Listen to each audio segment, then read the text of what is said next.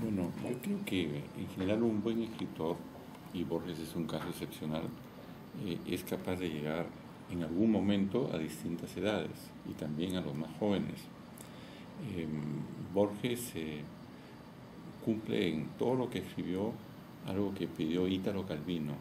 Italo Calvino es un escritor italiano que murió el año 85, justamente casi al mismo tiempo que Borges, y que en un libro que se llama Seis propuestas para el próximo milenio, este que ya empezó, él dice que una de las características que él ve en la literatura del milenio siguiente, que es es que será breve. No siempre ocurre eso, hay sagas, no sé, Harry Potter, no sé, otras novelas así, pero en general la gente dice que tiene menos tiempo. Y los que tienen menos tiempo tienen tiempo para leer un cuento. Hay una antología por ahí que circula que se llama Cuentos para leer en el bus. Y bueno, Borges escribe corto y escribe con mucha gracia. Tiene cuentos complicados, difíciles, que exigen algún conocimiento, pero tiene otros, que son bastantes, en los que se comunica con cualquier lector. Miren, por ejemplo, este es un cuento muy pequeño de Borges, yo me acuerdo más o menos el argumento. Hay un hombre que está mirando un cuadro de una exposición, está solo y siente que llega otro. Y ese otro le pregunta al primero, ¿usted cree en fantasmas? Yo no, dice el primero. ¿Y usted? Yo sí, dice. Y desapareció.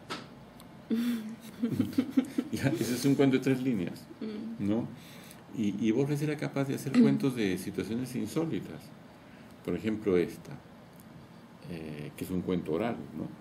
Le dice a un periodista que en una ocasión estaba hablando con un amigo suyo, Macedonio Fernández, sobre la vida más allá de la muerte. Y no se ponían de acuerdo. Simplemente no se ponían de acuerdo o no sabían, y llegaban a una conclusión sombría, que la única manera de saberlo era suicidándose. Entonces el periodista le dice, pero no se suicidaron. Y Borges le responde, no me acuerdo. ¿No? Entonces, en Borges podemos decir que hay, digamos, varias marcas. Una marca es que es un escritor argentino y tiene todas las características de un escritor que usa el lenguaje de ese país, el castellano de Argentina, y que se vincula con las tradiciones de ese país, la tradición de los gauchos, por ejemplo, la tradición de los malevos, de los hombres que resuelven a cuchillazos sus diferencias, y él ha cantado esos cuentos, a esa realidad en sus cuentos. Pero también hay otra cosa que tiene Borges. Hay un filósofo rumano que se llama Emil Cioran, con C, Cioran, y dice que Borges es una especie de viajero inmóvil. ¿En qué sentido? En que la Argentina es un país que hasta cierto punto, mucho más en todo caso que países como Perú y que México, digamos, no tiene una tradición anterior a los españoles, una rica tradición indígena. Existe, pero es débil. Nace en un país que no tiene tanta tradición indígena. Lo que dice Cioran es que, puesto que no tiene una tradición, se apropia de todas las tradiciones. Y en ese sentido, creo no equivocarme si les digo que Borges es el escritor hispanoamericano que está más relacionado con las culturas del mundo.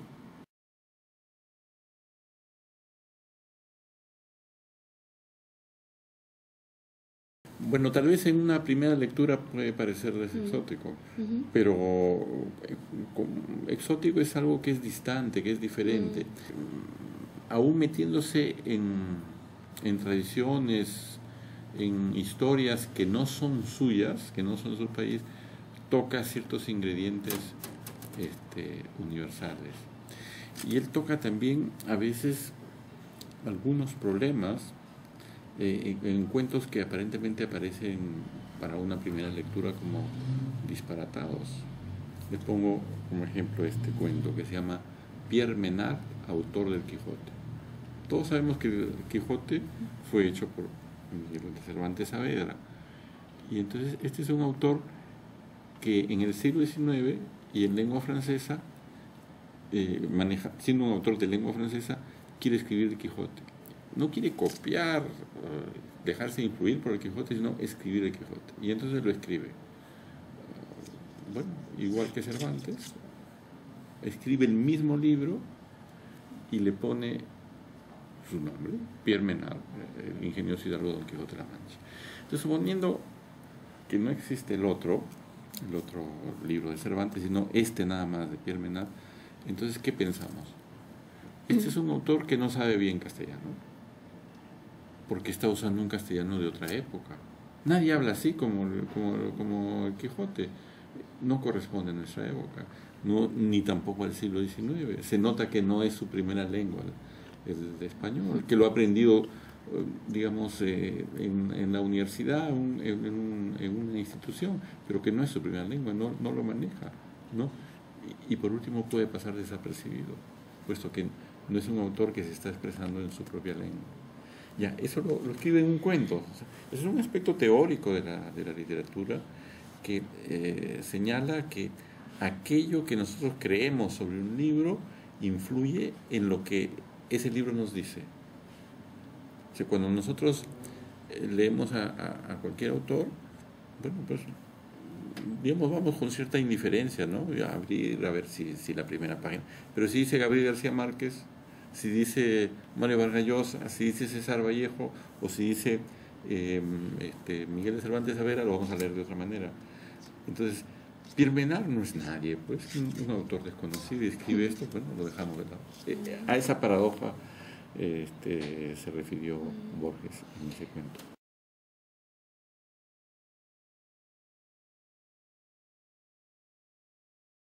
Pero fíjense, la lengua vive en la cabeza de todos los hablantes.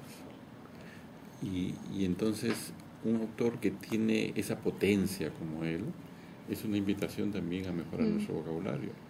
Les digo alguna cosa, ¿no?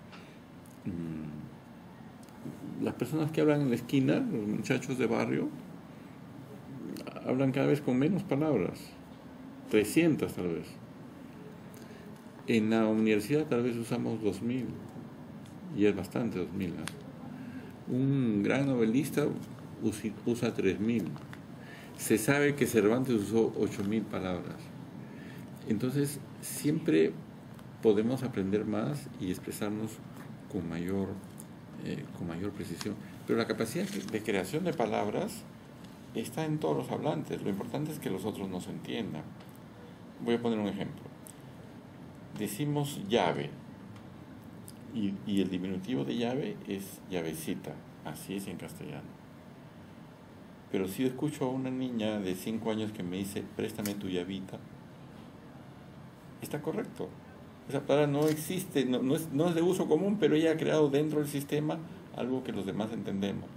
Bueno, en el caso de personas más cultivadas, tienen un mayor manejo. Entonces, yo diría que,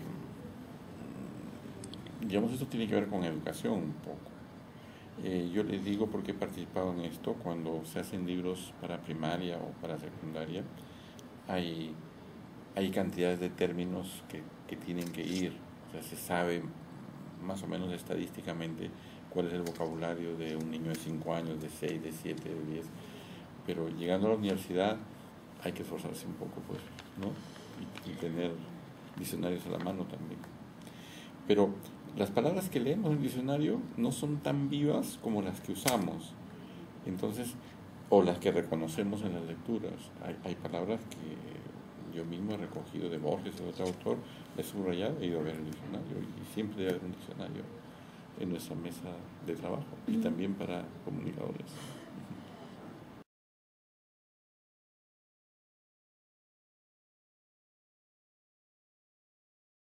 Borges, generalmente lo estamos pensando como un cuentista, pero es también un estupendo poeta.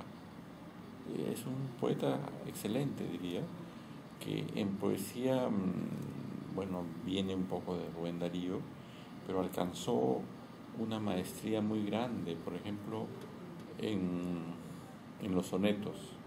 ¿No? Los sonetos son composiciones de 14 versos y de 11 sílabas cada una, ¿no? Van 2 cuartetos y 2 tercetos. Entonces tenemos 2 cuartetos que riman generalmente el primero con el cuarto, el segundo con el tercero, y los tercetos libran libremente entre sí. Pero Borges escribe un tipo de soneto que es característico de la literatura inglesa más bien, que son 3 cuartetos y un dístico, es decir, un verso de dos al final. Casi todos sus poemas que son sonetos los escribe así, pero son muy fuertes, son muy hermosos.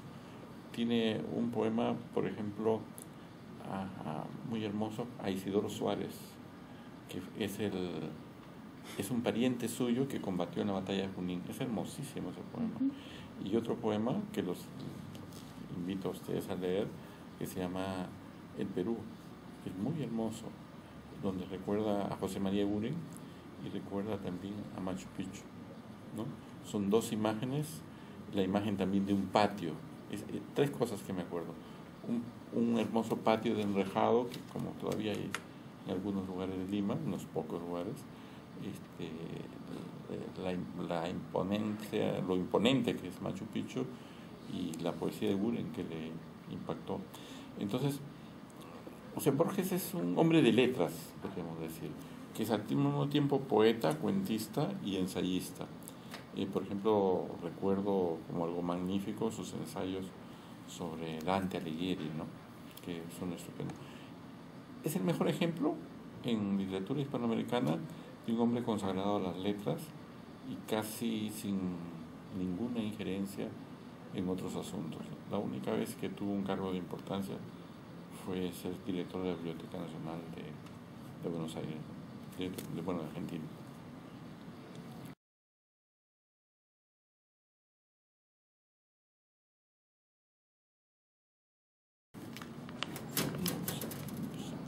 No sé, la verdad que no sé. A ver, voy a ensayar algo. Bueno, Aleph es un cuento magnífico, sí, el Aleph lo podría representar, ¿no?